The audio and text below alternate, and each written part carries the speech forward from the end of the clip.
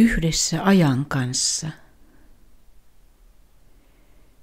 Kerran pantiin huoneeni ovi kiinni ja kohtalo sanoi, pysyhän aloillasi. Ja silloin minä löysin ajan. Se oli piillyt tapahtumien ja kiireisten päätösten kannen alla. Ja silloin minä nostin kantta, merkillistä. Siinähän aika oli. Ihan käyttämätön, ihan oma itsensä.